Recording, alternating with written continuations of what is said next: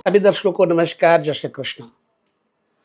आपकी जन्म कुंडली हो या आपके किसी संबंधी की, अक्सर आपके साथ एक प्रश्न होता है, क्या जीवन में सुख मिलेगा या नहीं मिलेगा?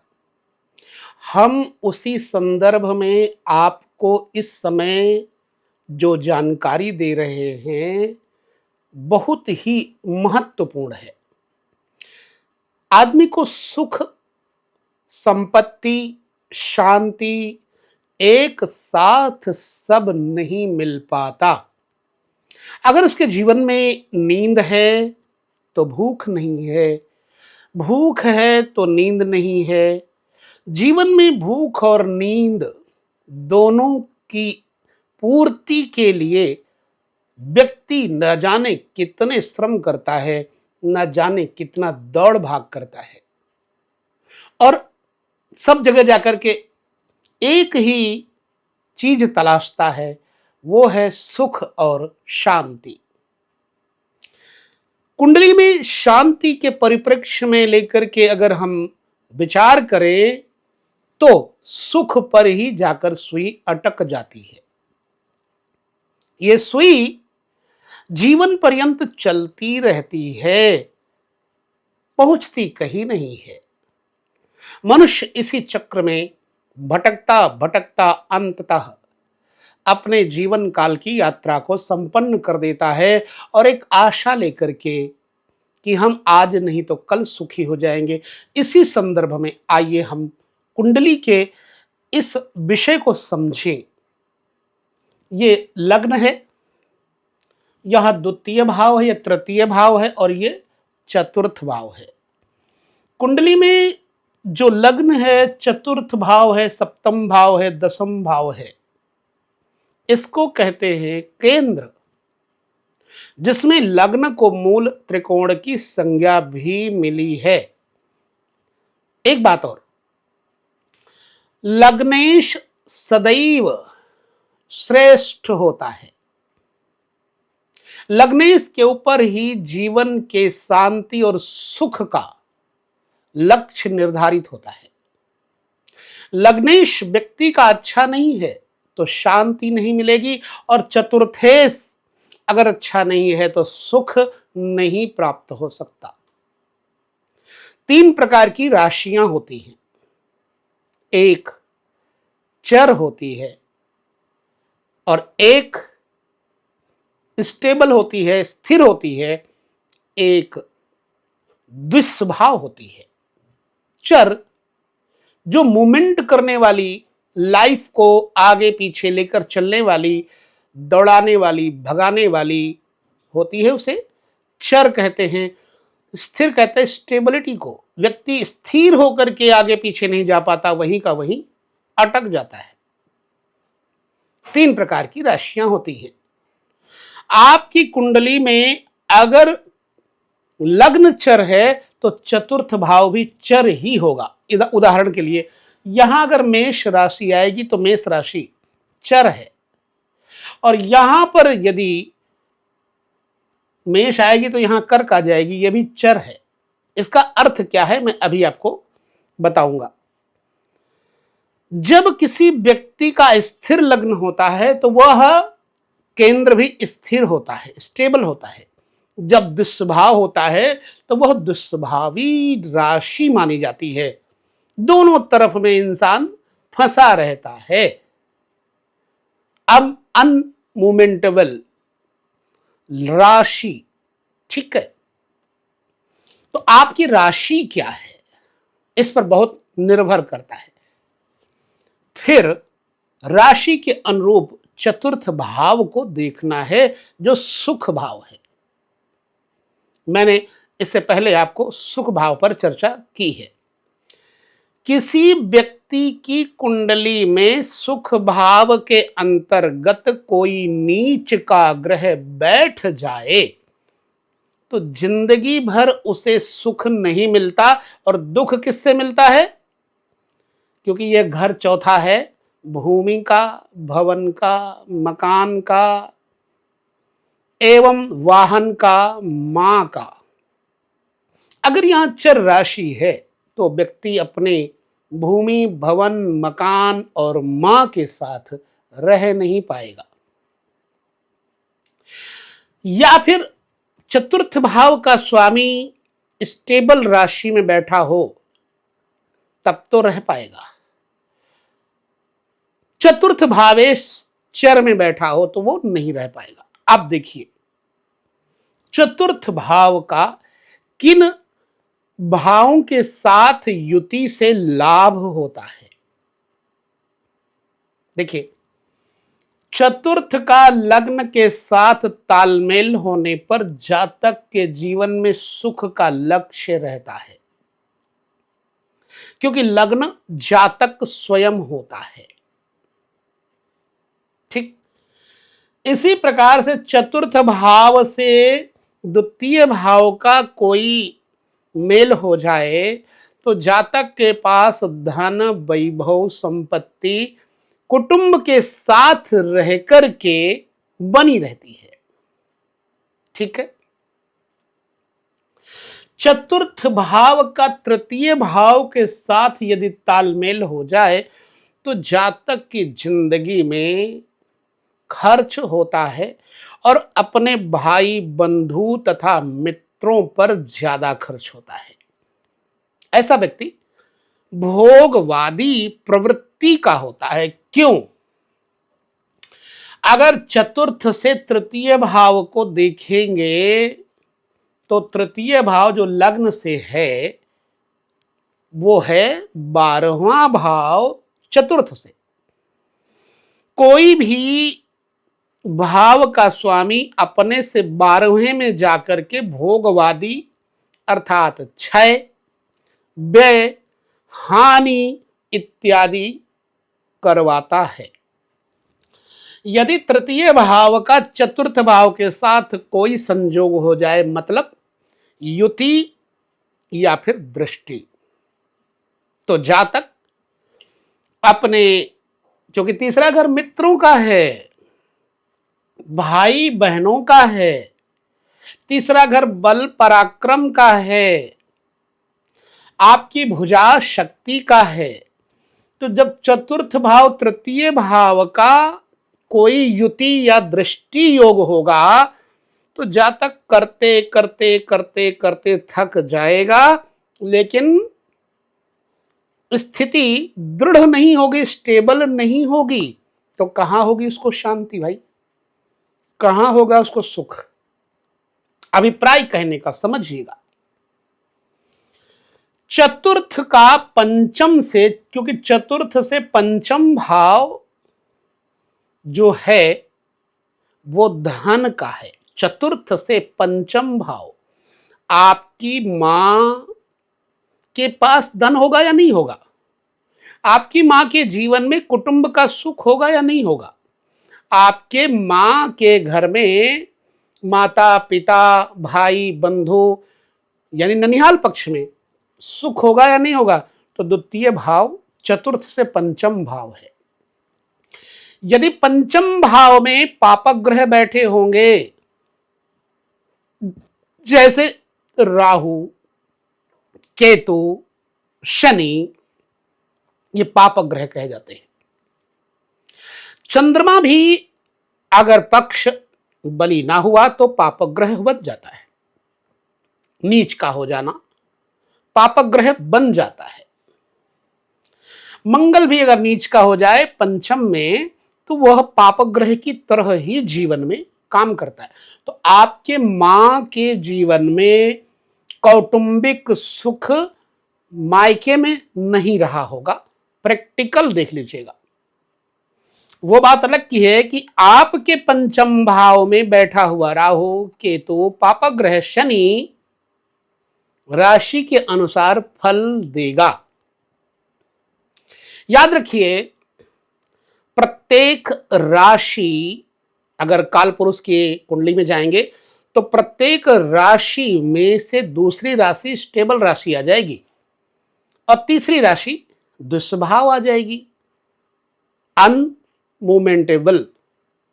मतलब जैसे मिथुन है, कन्या है ना, धनु है, मीन है, ये ना आगे बढ़ता है ना पीछे बढ़ता है। तो यदि ये राशियां यहां पर हो गई, मान लिया यहां 3 है तो यहां 6 हो जाएगा, यहां 7 हो जाएगा।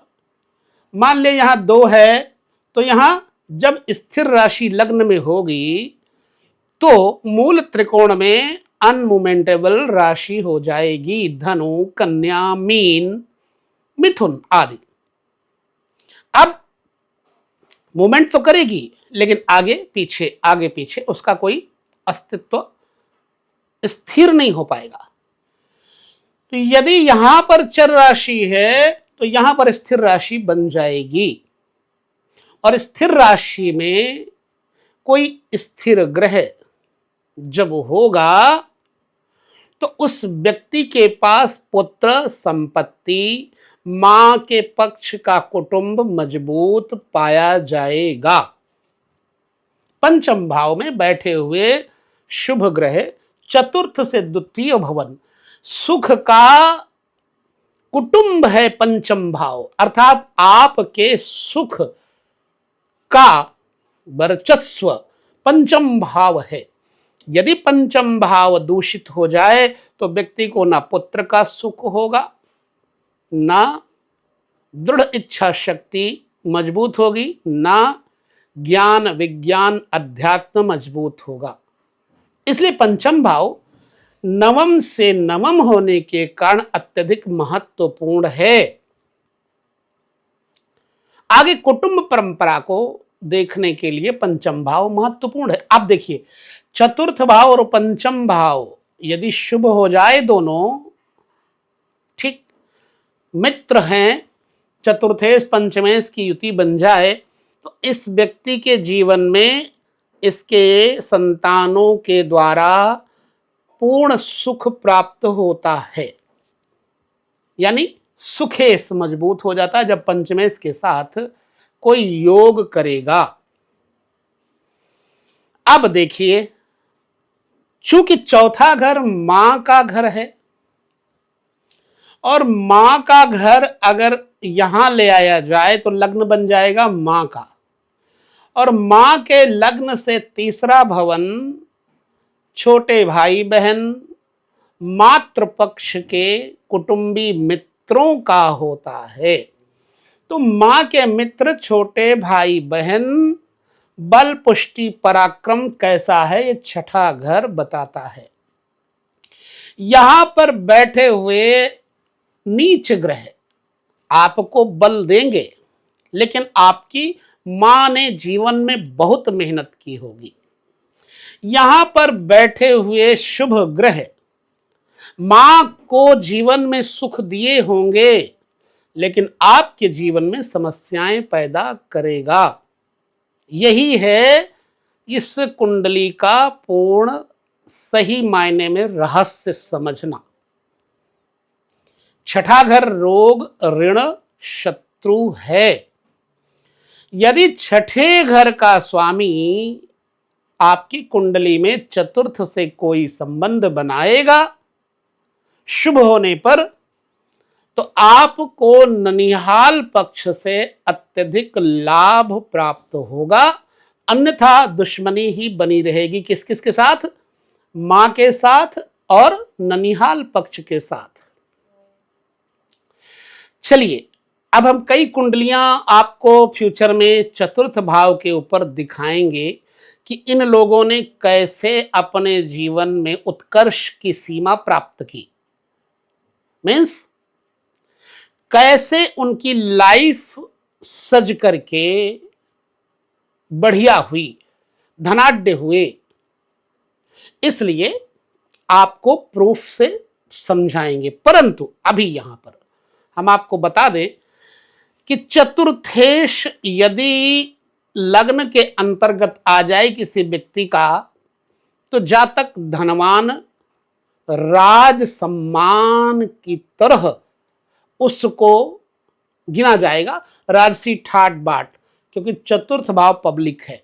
चतुर्थेश लग्न में आ जाना मतलब जातक को राजनीति में सफलता देना। एक बात, राजसी, धनवान, धनवान परिवार में जन्म इत्यादि दिलाता है। अगर चतुर्थेश किसी व्यक्ति का लग्न में आ जाए तो ऐसा व्यक्ति प्रतिष्ठित होता है और हर विषयों का ज्ञान इसको होता है। चतुर्थ भाव, इसलिए मैं बार बार आपको बल देकर समझाना चाहता हूं, यदि मजबूत है तो आप कल्पना नहीं कर सकते कि जीवन कितना सुखमय हो सकता है। एक बात और, चतुर्थेश का लग्नेश के साथ तालमेल बनना भी एक प्रकार से राजयोग ही होता है। राजयोग का मतलब नहीं यह है कि आप मुकुट पहन करके सिंहासन पर बैठे हो।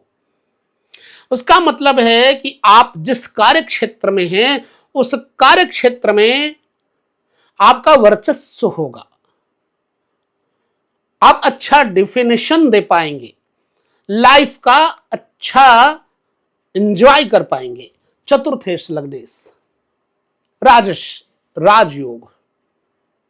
चलिए, किसी व्यक्ति का यदि चतुर्थेश द्वितीय भाव में बैठ जाए तो मैंने आपको बताया, लेकिन फिर से बता देता हूं, चतुर्थेश यदि द्वितीय भाव में बैठ जाए तो जातक को भूमि संपदा मिलती है, जमीन जायदाद, क्योंकि ये धन है, ये भूमि संपदा है। तो भूमि संपदा कौन सी होगी, धन कौन सा होगा, भूमि संपत्ति वाहन इत्यादि का धन होगा। कई लोगों का अगर चतुर्थेश धनेश के साथ तालमेल बैठ जाए तो उनको घूम फिर करके ट्रांसपोर्टिंग इत्यादि से बहुत लाभ मिलता है, ट्रांसपोर्टेशन से लाभ मिलता है, कुटुंबीजनों का स्नेह मिलता है, क्योंकि ये कुटुंब है द्वितीय भाव। तो द्वितीय और चतुर्थ भाव द्वितीय में बैठ जाए तो आपके परिवारजन आपसे बिना पूछे कोई काम नहीं करेंगे, और करेंगे तो सफलता भी मिलेगी, इसलिए आपका नाम होगा, तो स्नेह मिलेगा, सहयोग मिलेगा, सम्मान मिलेगा। और ऐसे व्यक्ति अच्छा भोजन, सुस्वादु भोजन, स्वादिष्ट भोजन करने के बड़े शौकीन होते हैं। यह नहीं कि मीठा ही, अपने मनोनुकूल, चटपटा, खट्टा, खारा, क्योंकि मनोनुकूल की चर्चा हुई है यहां पर। इस प्रकार का जातक अपने भाई बंधु कुटुंबियों को खिलाकर खाता है, बांट कर खिलाता है। और ननिहाल पक्ष, चूंकि ये जो द्वितीय भवन है ये आपके मां से 11वां घर पड़ता है, इसलिए ये बड़े मामा और बड़ी मौसी का घर है। यदि चतुर्थेश कहीं द्वितीयेश के साथ अच्छा बैठा हो, शुभ ग्रह की दृष्टि पड़ रही हो, अष्टमेश, षष्ठेश, द्वादशेश की दृष्टि ना हो, तो ऐसे व्यक्ति को ननिहाल पक्ष में रहकर के बड़ा आनंद मिलता है बचपन में, क्योंकि द्वितीय भवन बचपन भी है। तो चतुर्थ भाव भूमि संपत्ति सुख स्थान होने के कारण, द्वितीय भाव कुटुंब और संचित धन होने के कारण, इन दोनों का संबंध होने पर जातक को यह बताए गए जो फलादेश हैं अवश्यमेव प्राप्त होते हैं। चतुर्थेश मैं पहले कह चुका हूं, तृतीयेश के साथ होने पर जातक को अपने सौतेले भाई बहनों के साथ झगड़े में डाल करके हानि करवाते हैं। चतुर्थ भाव से तृतीय भाव द्वादश भाव पड़ता है, यह मैं पहले कह चुका हूं। सौतेले भाई या मित्र या छोटे भाई बहन के कारण इस व्यक्ति का कोई ना कोई कोर्ट कचहरी का मुकदमा, बैर विरोध होता है, नौबत आ जाती है कई बार मारपीट की।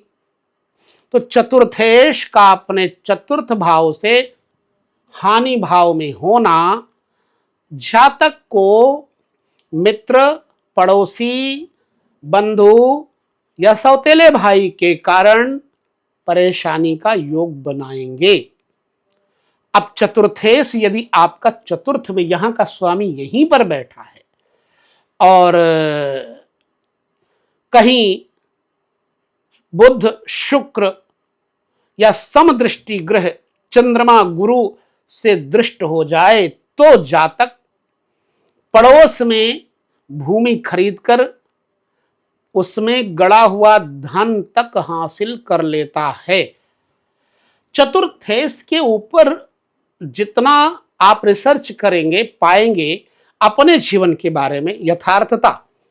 और जब आपकी जिंदगी में चतुर्थेश मजबूत हो गया तो आपका सुख कोई छीन नहीं सकता। चतुर्थ भाव मां है, तृतीय भाव भाई है, तृतीय भाव भुजा है। चतुर्थ और तृतीय का मेल जातक को खूब परिश्रम करवा के भी सुख समृद्धि नहीं देता। और यदि लग्नेश चतुर्थे शुभ हो गए तो जातक को सुख और शांति दोनों प्रकार से अर्जित करने में कोई परेशानी नहीं होती। अभिप्राय मेरा यही था कि आपको सुख और शांति की तरफ जाना है तो अपने चतुर्थ और लग्न को जरूर देखें। अभी सुख और शांति पर अन्य चर्चाएं बाकी हैं, अगले वीडियो में आपको बताएंगे। खूब अच्छे से रिसर्च करिए, जानिए ज्योतिष के इस रहस्य को। पुनः मिलेंगे, लेते हैं विदा। नमस्कार, जय श्री कृष्ण।